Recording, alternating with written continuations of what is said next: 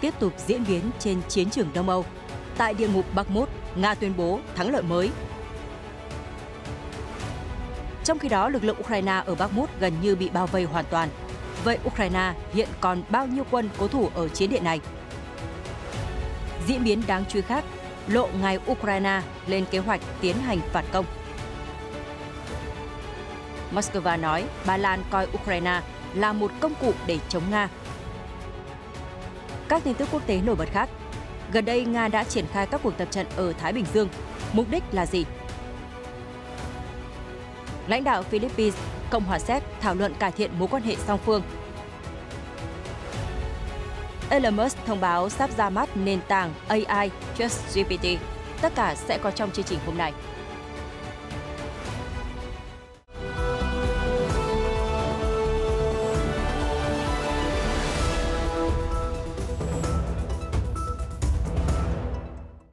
Quý vị đang theo dõi chương trình Thế giới hôm nay ngày 18 tháng 4. Như thường lệ, chương trình sẽ mở đầu với những cập nhật đáng chú ý về xung đột Đông Âu. Theo thông tin mới nhất từ Bộ Quốc phòng Nga, nhóm lính đánh thuê Wagner đã giải phóng được thêm 2 khu vực ở phía Tây Bắc và trung tâm thành phố Bakhmut thuộc tỉnh Donetsk. Cụ thể, người phát ngôn Bộ Quốc phòng Nga, Trung tướng Igor Konashenko đã báo cáo rằng các chiến binh Wagner đã kiểm soát thêm 2 khu vực mới của thành phố Bakhmut vào ngày 16 tháng 4. Theo ông Konashenko, các đơn vị đổ bộ đường không, lực lượng tác chiến không quân và pháo binh của nhóm chiến đấu miền Nam đã yểm trợ nhóm lính đánh thuê, đồng thời vô hiệu hóa quân đội Ukraine ở các khu vực sườn của thành phố Bakhmut. Ông Konashenko nói rằng máy bay chiến đấu đã xung kích 22 lần và pháo binh đã khai hỏa 54 lần vào các mục tiêu của Ukraine. Vị trung tướng cho biết thêm, các đợt tấn công đã khiến các đơn vị Ukraine bị tổn thất tại khu định cư Bodanovka, Chazovya và Kostanikova thuộc lãnh thổ Cộng hòa Nhân dân Donetsk tự xưng. Tiếp tục với tình hình ở địa ngục Bakhmut, trang RT cho biết vào giữa tháng 4, quân đội Ukraine đã bị khóa chặt ở phía Tây Bakhmut. Cùng với đó, nhóm lính đánh thuê đã chiếm được sườn phía Bắc và phía Nam của thành phố. Theo các nguồn tin của RT, chỉ có 4 đến 7 tiểu đoàn cơ giới và lữ đoàn cơ động trên không của Ukraine có thể trụ lại bên trong thành phố đến khu đường sắt ở phía Tây. Sau những trận chiến thất bại cũng như thiếu hụt thuốc men và đạn dược, Ukraine đã bị mất đi nhân lực đáng kể, chỉ còn khoảng 250 đến 300 binh sĩ cho mỗi tiểu đoàn. Ngoài ra, RT cũng cho biết hiện Ukraine chỉ còn 3 trên 5 lữ đoàn phòng vệ tấn công số 125 và 4 đến 5 tiểu đoàn phòng vệ tấn công số 241. Theo trang RT, nếu tính luôn cả lính đánh thuê nước ngoài, đơn vị vệ binh quốc gia, lực lượng phòng vệ tấn công và các đơn vị khác, tổng số binh sĩ Ukraine còn ở Bakhmut là khoảng 6.000 người. Bên cạnh đó, Ukraine còn duy trì 30.000 quân ở các vùng ngoại ô xung quanh Bakhmut. Các binh sĩ Ukraine chưa thể phản công vì tổn thất nặng nề và thiếu thiết bị chiến đấu. RT cho biết, thời điểm để tiến hành tiêu diệt các lực lượng Ukraine sẽ phụ thuộc vào các nhiệm vụ chiến đấu của nhóm lính đánh thuê Wagner và lực lượng vũ trang Nga ở các khu vực rìa thành phố. Phía Nga cho biết khoảng 9 đến 11.000 binh sĩ Kiev đã bỏ mạng ở Bakhmut mỗi tháng. Ukraine đã triển khai quân dự bị để duy trì phòng thủ ở Bakhmut nhằm chuẩn bị cho một cuộc phản công. Tuy nhiên, các nhóm quân dự bị vẫn giữ nguyên các vị trí cũ. Để giành được Bakhmut, nhóm lính đánh thuê Wagner sử dụng chiến thuật đánh chặn. Khi các lực lượng Ukraine bị phá hủy, các khu vực giao tranh sẽ bị khóa lại để quân tiếp viện không thể đến. Khi tuyến tiếp tế hoàn toàn bị cắt đứt, các lực lượng Ukraine chỉ còn 2 lựa chọn. Một là tiếp tục chiến đấu cho đến cạn kiệt đạn dược, hai là dùng mọi vũ khí còn lại để tấn công và rút khỏi thành phố. Newsweek gần đây trích dẫn một tài liệu bị rò rỉ của Lầu Năm Góc cho biết, thời điểm được Ukraine lên kế hoạch tiến hành cuộc phản công giành lại các vùng lãnh thổ Nga chiếm đóng là vào ngày 30 tháng 4. Theo tài liệu mật được tạo ra vào ngày 28 tháng 2, cuộc phản công mùa xuân sẽ được quân đoàn tác chiến số 10 của Ukraine đảm nhiệm.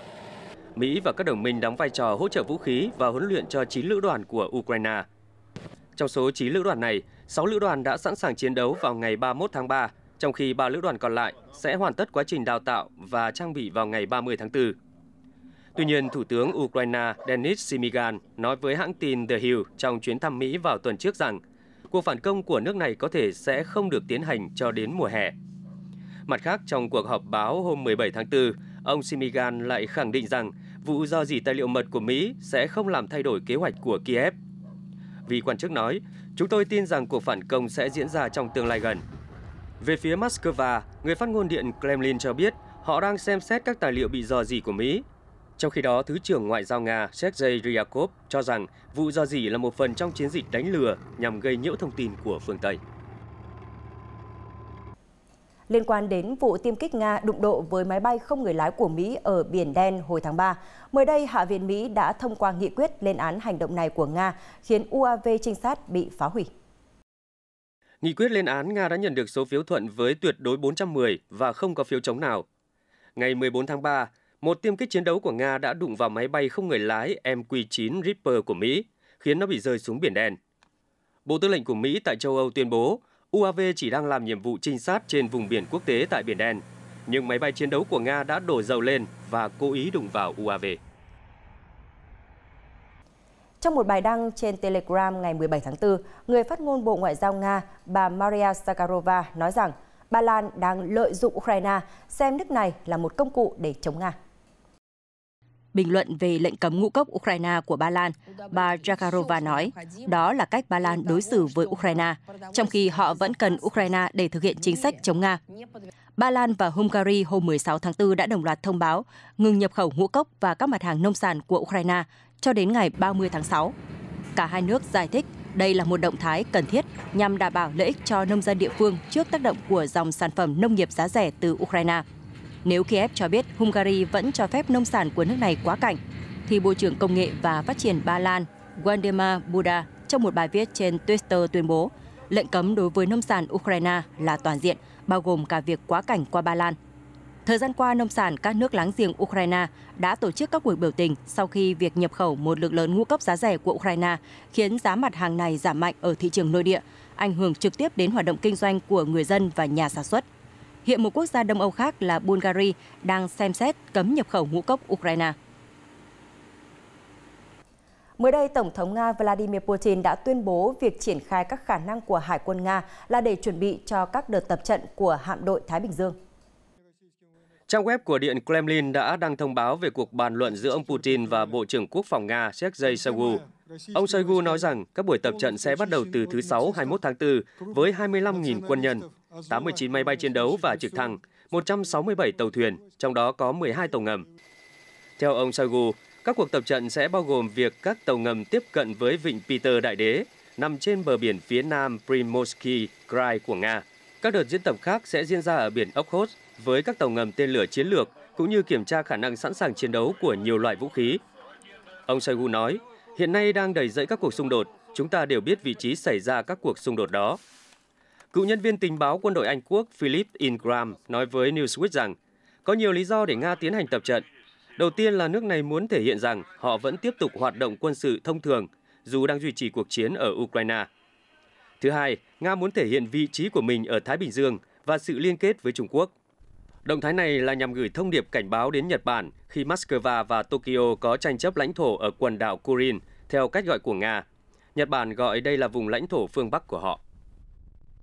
Mới đây, Bộ Chỉ huy Trung tâm Mỹ xác nhận các lực lượng của nước này đã tiêu diệt một thủ lĩnh cấp cao của tổ chức nhà nước Hồi giáo IS tự xưng trong cuộc đột kích bằng trực thăng ở miền Bắc Syria vào sáng ngày 17 tháng 4 theo giờ địa phương.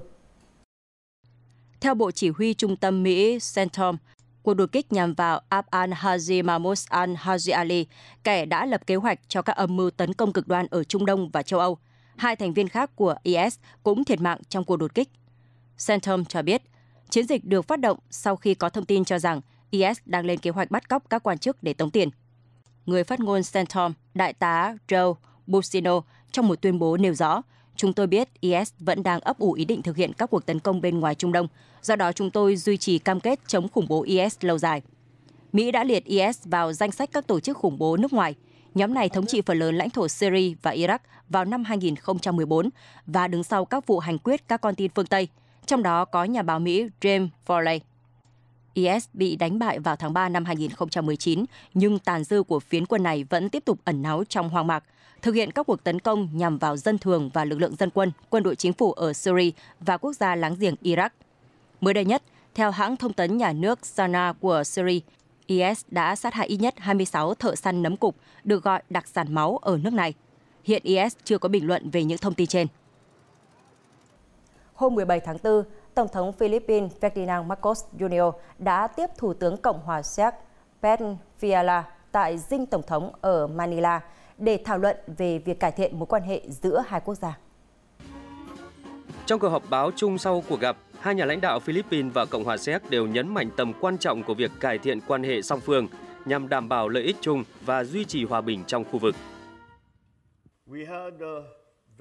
Chúng tôi đã có một cuộc trao đổi rất thú vị về các vấn đề khu vực và quốc tế, như về Biển Đông hay cuộc xung đột ở Ukraine. Chúng tôi nhấn mạnh những cam kết chung của hai nước về dân chủ, nhân quyền và pháp quyền. Chúng tôi hy vọng chuyến thăm này sẽ là một khởi đầu mới cho sự hợp tác thành công giữa hai nước trong nhiều lĩnh vực như nông nghiệp, hàng không, giao thông vận tải hay công nghệ vũ trụ, lẫn an ninh quốc phòng. Tôi đề cao các cuộc đàm phán về việc cung cấp máy bay vận tải và các dự án khác trong lĩnh vực hàng không. Tháng 12 năm ngoái, Tổng thống Philippines Marcos đã gặp Thủ tướng Fiala tại hội nghị cấp cao EU-ASEAN ở Bỉ. Tại đây, hai nhà lãnh đạo đã thảo luận về thương mại song phương và hợp tác trong lĩnh vực quốc phòng. Ở khu vực Đông Bắc Á, quân đội Hàn Quốc cho biết họ đã bắn những phát súng cảnh cáo vào tàu tuần tra của Triều Tiên khi nó xâm nhập vào vùng biển biên giới phía Tây đang tranh chấp giữa hai nước. Hội đồng Tham mưu trưởng Liên quân Hàn Quốc báo cáo rằng tàu tuần tra của Triều Tiên đã băng qua đường biên giới phía Bắc vào lúc 11 giờ ngày 15 tháng 4, khi nó đuổi theo một tàu cá của Trung Quốc trong vùng biển gần đảo Baekryong của Hàn Quốc. Nhưng ngay lập tức, tàu Hải quân Hàn Quốc đã nổ súng cảnh cáo. Cùng lúc đó, tàu của Hàn Quốc cũng va chạm với thuyền của Trung Quốc, khiến một số thủy thủ Hàn Quốc bị thương nhẹ. Hội đồng Tham mưu trưởng Liên quân thông báo quân đội Hàn Quốc đang theo dõi chặt chẽ tình hình hoạt động của quân đội Triều Tiên, đồng thời chuẩn bị những khả năng xảy ra leo thang. Vụ xâm nhập hôm 15 tháng 4 xảy ra giữa lúc Bình Nhưỡng gia tăng các đợt thử nghiệm vũ khí. Trong khi đó, Liên minh Mỹ-Hàn sẽ tiếp tục tiến hành các cuộc tập trận quy mô lớn với sự tham gia của 110 máy bay chiến đấu. Bộ Quốc phòng Hàn Quốc cho biết đợt diễn tập sẽ bắt đầu từ ngày 17 tháng 4 đến 28 tháng 4. Chuyển sang các tin kinh tế văn hóa xã hội. Vừa qua, tỷ phú công nghệ Elon Musk thông báo sẽ cho ra mắt nền tảng trí tuệ nhân tạo mới gọi là ChatGPT. Đây được xem là một đối thủ mới có thể thách thức phần mềm ChatGPT của công ty OpenAI. Trong buổi phỏng vấn với kênh Fox News, ông Musk cho rằng tôi sẽ bắt đầu một thứ mà tôi gọi là ChatGPT, hay một trí tuệ nhân tạo tối ưu trong việc tìm kiếm sự thật. Nó sẽ cố gắng hiểu về sự tự nhiên của vũ trụ này. Vị tỷ phú chia sẻ thêm, tôi nghĩ điều này sẽ là con đường tốt nhất hướng tới sự an toàn. Có nghĩa là một AI có thể hiểu về vũ trụ này. Điều này giống như thủ tiêu loài người vì chúng ta là một phần thú vị của vũ trụ. Hiện Elon Musk chưa phản hồi về yêu cầu bình luận của Reuters về thông tin này. Một số nguồn thạo tin nói với Reuters rằng ông Elon Musk đã dùng nghiên cứu trí tuệ nhân tạo từ công ty Alphabet để tạo ra một công ty khởi nghiệp đối trọng lại với OpenAI. Chia sẻ về phần mềm mới của Elon Musk được đưa ra sau khi ông cùng các chuyên gia khác gửi đơn yêu cầu OpenAI tạm dừng phát triển trí tuệ nhân tạo mới trong 6 tháng, với lý do lo ngại ảnh hưởng tiêu cực đến xã hội loài người.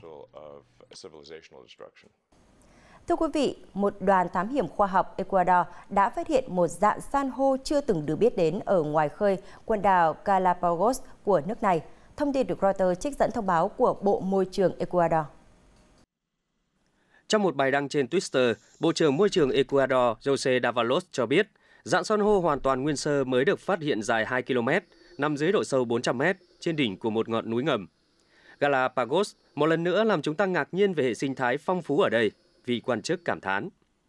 Theo các nhà khoa học, rạn san hô duy nhất còn tồn tại ở Galápagos sau hiện tượng El Nino năm 1982-1983 là rạn san hô Wellington, chạy dọc bờ biển đảo Darwin.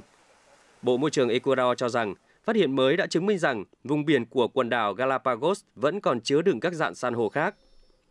Nhà nghiên cứu biển Stuart Banks, người tham gia cuộc thám hiểm nói, chúng tôi chưa từng tìm thấy rạn san hô nào lớn và phát triển ở độ sâu như vậy. Rạn san hô này ít nhất đã vài nghìn năm tuổi. Ecuador năm ngoái đã mở rộng khu vực bảo tồn biển ở Galápagos thêm 60.000 km² về phía Bắc, nâng tổng diện tích toàn khu lên 198.000 km², tạo thành hành lang nối dài với vườn quốc gia đảo Cocos của Costa Rica nhằm bảo tồn các loài sinh vật biển, nhất là các loài động vật di cư có nguy cơ tuyệt chủng. Galápagos sở hữu hệ sinh thái tự nhiên đa dạng và phong phú. Đây là nơi đã truyền cảm hứng cho sự ra đời thuyết tiến hóa của nhà khoa học Charles Darwin. Hôm 17 tháng 4, hàng chục nghìn người Hồi giáo đã tập trung tại nhà thờ Al-Aqsa ở Jerusalem để tham gia các buổi cầu nguyện đánh dấu Laylat al-Qadr, hay còn gọi là đêm quyền năng. Theo đức tin của người Hồi giáo, đêm quyền năng là thời điểm nhà tiên tri Mohammed nhận được những dòng kinh Koran đầu tiên từ thiên đàng. Các tín đồ cũng tin rằng trong đêm này, Chúa sẽ ban điều ước cho những người thờ phượng. Cảm ơn Chúa, tôi đã có mặt ở đây để tham gia cầu nguyện Laylat al-Qadr bên trong nhà thờ Al-Aqsa. Tôi đã làm việc cả năm và tháng Ramadan là thời gian tôi dành để cầu nguyện. Cảnh sát Israel ước tính có 130.000 người Hồi giáo đã tham gia buổi cầu nguyện trong đêm ngày 17 tháng 4, trong khi tổ chức Hồi giáo Waqf đưa ra con số 280.000 người.